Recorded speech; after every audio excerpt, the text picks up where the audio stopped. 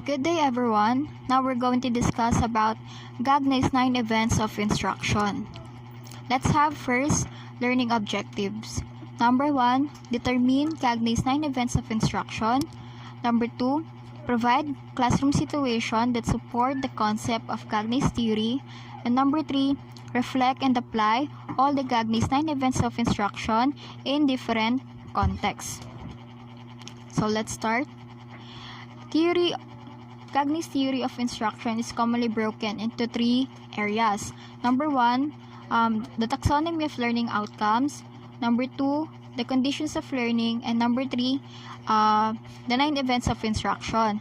But before we proceed to our discussion, let's have first a short introduction about Robert Mills Gagne.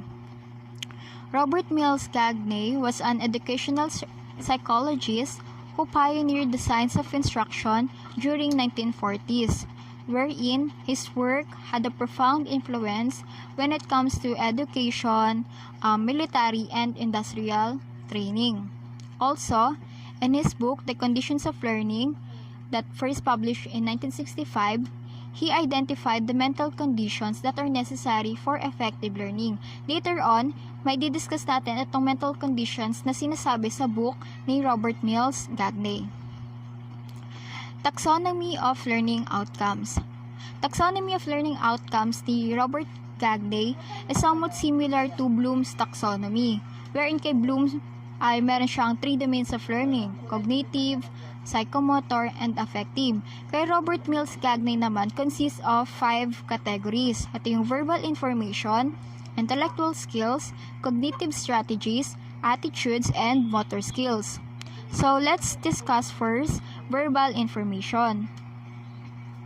Verbal information, the person is able to state something or what we call declarative knowledge. It is acquired through formal schooling, reading books, watching televisions, or talking with your friends. It is also concerned with stating facts or information, saying your name or personal background, or telling something about that certain place. So, kaya siya sinabing declarative knowledge kasi you're just merely stating on information or nagkukwento ka or nagsasalaysay lang. Learning strategies may help to assist memory. Example of learning strategies ay elaborating, paraphrasing, summarizing, and so on. Those are an example of learning strategies. Next naman, intellectual skills. It involves the procedural knowledge. Pag sinabing procedural knowledge, it is concerned with how to do the certain things. It is subdivided into different levels of learning. Level 1, discrimination. Level 2, concrete concept. Level 3, defined concept.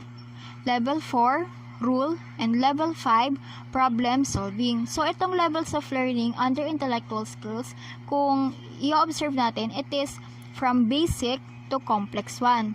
So, let's discuss discrimination. The ability